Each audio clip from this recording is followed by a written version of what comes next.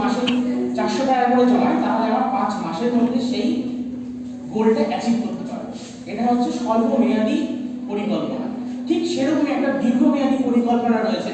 তোমাদের এখন দীর্ঘমেয়াদী পরিকল্পনা কি? তোমাদের এখন যেহেতু গ্র্যাজুয়েশন করছো, তোমরা এরপর ইউনিভার্সিটি যাবে, ইউনিভার্সিটির পর বিএড করবে, তারপর পিএইচডি করবে, তারপরে তোমরা সরকারি চাকরির জন্য খাটবে। এটা হচ্ছে তোমাদের দীর্ঘমেয়াদী পরিকল্পনা। ঠিক সেরকম আর্থিক পরিকল্পনার ক্ষেত্রেও দীর্ঘমেয়াদী পরিকল্পনা হলো আমি আফটার 5 ইয়ার্স আমি কোথায় দেখছি আমি যদি এখন থেকে সঞ্চয় করি, ঠিক সঞ্চয়টা কিরকম হতে পারে? আমাদের একটা ব্যাংকে স্কিম হয় 18 বছরের পরে একটা স্কিম হয় পেনশন যোজনা বলে। যে কোনো ব্যাংকে যে কোনো শাখায় এই স্কিমটা হয়। এই স্কিমটা যদি আমি 18 বছর বয়সে করি, 18 বছর বয়সে আমি 60 বছর পর আফটার 60 ইয়ার্স যদি আমি চিন্তা ভাবনা করি যে আমি 60 ইয়ার্স পর আমি 5000 টাকা করে নেব, তাহলে আমাকে এই মুহূর্তে 18 বছর বয়স থেকে এই মুহূর্তে আমাকে প্রতি মাসে কত?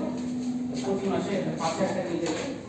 স্যার ওটা বয়স, হ্যাঁ বয়স ওটা 18 বছর বয়স হলে নেই। 18 বছরে আমাকে যে অ্যামাউন্ট দিতে হবে, 30 বছরে গিয়ে আমি যদি এইটা করতে যাই তাহলে আমাকে অ্যামাউন্টটা 4 গুণ বেশি দিতে হবে।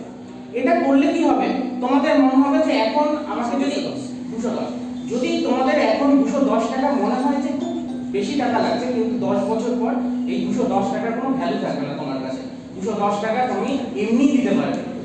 সেই জন্য তোমাদেরকে ছোট ছোট যে পরিকল্পনাগুলো রয়েছে এখন থেকেই তোমাদেরকে করতে হবে, তাহলে তোমাদের ভবিষ্যৎ সুনিশ্চিত হবে। একটা উদাহরণ তোমাদের দিই, যদি আমি এখন একটা গাছ লাগাই, গাছে কি আমি সঙ্গে সঙ্গে ফল পাবো? কখনোই পাবো না। আমরা ফল পাবো 5 বছর 10 বছর পর। ঠিক সেরকমই আমরা যদি সঞ্চয় আমরা এখন করি তাহলে কি হবে?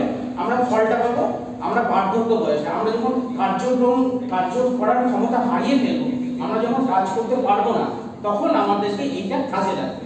তো আমি এইটুকুই বলবো। এরপরে আমি মনিরুলকে বলবো, আমি বেশি বড় করবো না, এলিমেন্টারি রয়েছে তো মনিরুল।